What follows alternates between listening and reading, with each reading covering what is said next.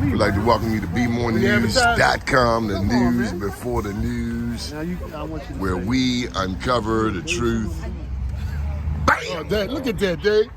Bam! Got them ribs, bro. From South Carolina BBQ. Yeah. The newest addition to Liberty Road. Yeah. All right? Here in the 10th District. Yes, sir. Here in the 10th District, my friend. Yes, sir. What do you think of that, man? I think this is good, man. And it's really continuing kind of the legacy, right? Well, I remember what it was, right? Family owned and operated. And now we got family owned and operated. So it's a good look. And that young lady is the sister of the man who used to be here. Ah, Wendy's sister-in-law. okay. I mean, Wendy's sister. Wendy's sister, okay. To realize. Good deal. So how important is it to have business here on Liberty Road, Delegate? It's extremely important to have business on Liberty Road, man. And we got to continue to bring businesses to the community that the community wants, right? Food choices that the community likes, business owners that are supportive of the community, you know, and then we need to be supportive of them, right? Economy works when the people in the in the community are part of the economy. You know, It works. And they're residents of the community. Residents of the community, it works. You know, while you're here, I have to put it to you about procurement laws here in the state of Maryland, the history of the struggle. I mean, I think of people like Doug Sands, like Robert Clay, like Ray Haysbert, like Arnold Jolivet. They fought for years for us to get a piece of the pie. You're about to go into the Maryland General Assembly in about a week for the first time on the other side. You've been down there fighting from this side. What's your take? At the end of the day, Donnie, it's extremely important that we advocate for minority business, and even more specifically for black-owned businesses in a state that has one of the highest populations of African Americans. I do believe that we're in a good time, just given the governor, the attorney general, Speaker of the House. The time is right. We have no excuse. The time is right for us to kind of redouble our focus on this idea of inclusion of minority businesses in the state's economy, state procurement, local procurement, but also looking at our corporate brethren and sisters to make sure they do their part to be more inclusive. You know, when I think of politics and business, the first name that comes to my mind is Mayor for Life of Washington, D.C., Marion Barry. People There's a over second there, Maynard Jackson. There you go. Carl Stokes. Carl Stokes, we there. Harold Washington. I'm old enough to remember all of them, Donnie, and their impact on... They made black millionaires. Right. Pern J. Mitchell, the federal aid program. Do we still have that hunger in our gut today?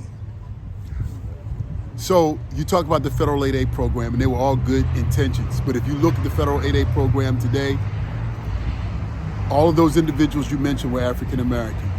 But it's not the African American community that's benefiting from the aid program as it did when it was first initiated.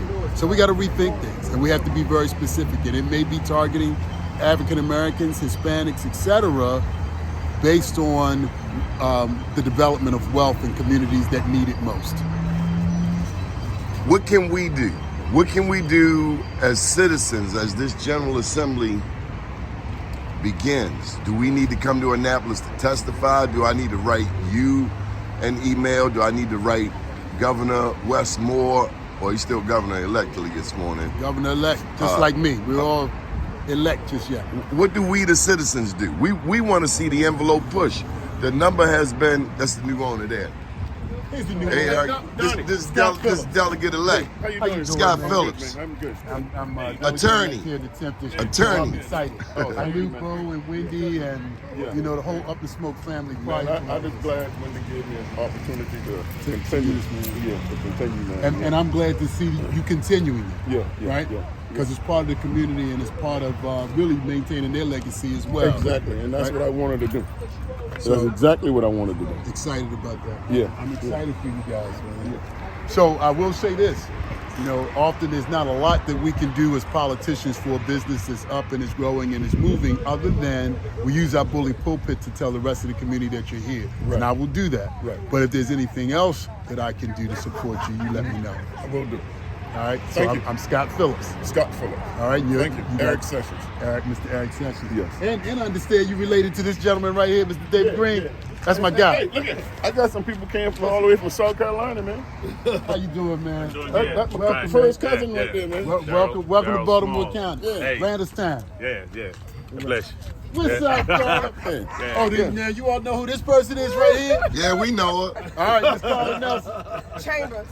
Chambers. Oh my God! Please don't do that. Don't record that. We live in effect right here in South Carolina.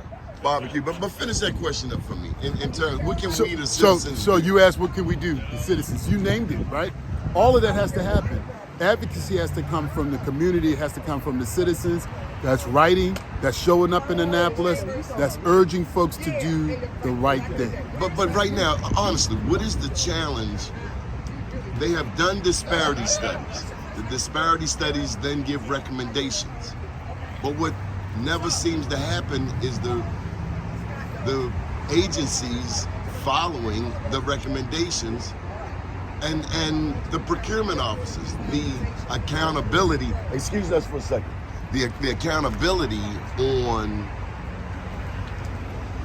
the numbers. So there are a couple things, if I can jump in. Number one, we're in the midst of another disparity study, and you know we have to continue those, right, every 10 years or so to ensure that we can maintain the The program. man who worked on it told me they just have to, all they have to do is repeat the answers they gave 10 years ago, 20 years ago. Not that simple these days, Donnie. Okay. Particularly, and we're dealing with Okay. a new Supreme Court. It's got to be right. It's got to be tight. And so I understand that the Attorney General's office is working on that. That, you know, of course, the Governor's Office of Small and Women Business has been working on that. But at the end of the day, that has to be completed. So that's one major task. The other piece is, from a legislative perspective, we've got to kind of hold the administration accountable. Every day, there are businesses that come in and complain about the fact that they haven't gotten business, or they've been added to a contract and they haven't seen any revenue or any work from that contract. Worked to defend those businesses. Yeah, I and help absolutely protect have. those businesses. Absolutely have. And we'll continue to do that. We'll see it now from a different side. And so the question is, what policies, practices, legislation do we need to put in place? So you don't need people to come out and argue that they haven't done the right No, job. we just need procurement officers to hire black companies. Suggested it's just that simple. And I would say to you, it's probably not just And if that they simple. won't, then hire people who will. Who will. There you go. Now, Maybe they've been there too long. so often in government, the challenge is not what you prescribe from a legislative perspective, but you do have to change sometimes the people that are making the decisions. And frequently, the people that are making those decisions are not at the top of the organization. They're somewhere in the middle. So they're not politically appointed, right? They're working every day. They're doing their jobs. And if they don't have the same focus that the politicians have, then the thing is not going to get done the way you would like Tell to. you So something. you're right. So some of that's training. Some of that is incentives to help them understand this is their job. And if they don't get it done, these are the things What that are going about to happen. sanctions on primes who We dilly-dally already have around those. with We already with- have with- those. The question is, do we implement them? Do we hold people accountable? I mean, some of those primes treat subs like garbage. Now, I know you're know. speaking to the choir, right? I know. I've been in that You're boat, speaking to the choir. and what do you? And what's you're a small company. You're glad to get a piece of business. At the same time, you know, Roots and Kunta Kinte and Chicken George is over. At the end of the day, Donnie, we got to go back to where you started. All of us have to be engaged. We have to call it out, right? And then we have to do our best collectively to correct it. So we really do see a change. West talks about, the governor-elect talks about wealth, wages, and work. That will happen when we improve the economies in the communities that are hurting the most. We will develop wealth. we will have opportunities for work, and people will have wages. And so that's what we need to focus on, and we need to focus on those things that will make that happen. Good deal. Any final thoughts? Man, well, my final thought is we were here. You got me out here today to celebrate Southern But Carolina this is what catering. we do. And so that's what we're doing. So let me just put it out there. I mean, And just by the way, I want to Jimmy- make sure. did I want Jimmy to get make his sure. black Hold. I just want to make sure. South Carolina Catering Okay. at 8212 Liberty Road. Yes, sir. I'd even have to look back at the address. Okay. 8212 Liberty Road, on the parking lot of the old Ollie's and I Shoppers. remember Cooks. Yeah, Cooks was out here. Yeah, next to Sonic. We'll give Sonic some love too, because we want to encourage people to come out and support. All right? We You good know, now? we can't mention that and not mention Dave Green. Dave Green. and Ken Oliver. Yeah.